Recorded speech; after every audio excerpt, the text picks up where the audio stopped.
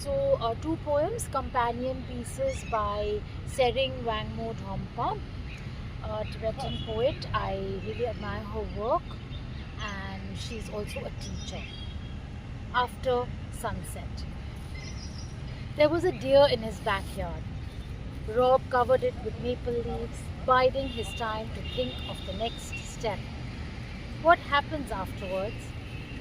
I told him my aunt was petite, but she'd become so thin the family had to cut up yak meat when she was offered to the sky. He said the coyotes skulked around. They were probably the reason. We didn't talk about death. Funny how poetry works. How the vultures circle over the burial ground, the burial sky, and the living understand someone else is being dead or moving into the bardo, which is also a metaphor for the statelessness I was born into. My aunt had a perfect kapala. The medications she had to take all her life did not show there. It is hidden in her husband's room, I hear. My aunt's heart, who knows? This morning, my uncle tried to speak through the oxygen mask, his words humming, translated. How is your health? Are you doing well? I do not know how to grieve in my language, to say to a loved one who is sure of nothing but death, to say, what?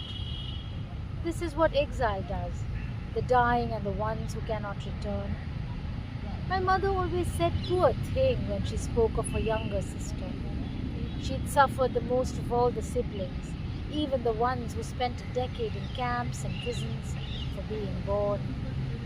I thought my mother was assessing her own life in exile as something more livable. Rob has a bed in his office. It is his meditation chair, or as he shrugs, it's something that had seemed like a good idea. He thinks he'll get rid of it, but it takes planning to empty one's place.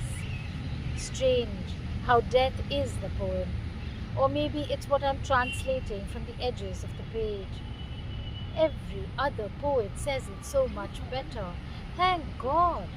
It's hard to know if I enter any conversation at the right time or from the right position. I feel like a firecracker that is not the right one for the occasion. My uncle reminds me about life as he lays dying.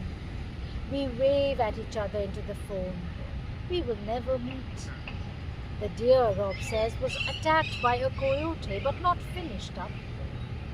I feel he's asking a question about something else, another kind of burial that I have never seen but have interpreted from a distance, reading the black cloud wings in the air, praying for the long life of those I know, praying the dead will go into their next.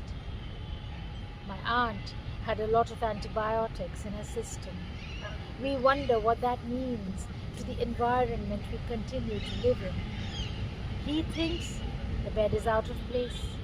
It's something he has to explain, as though there has to be a story or a reason for things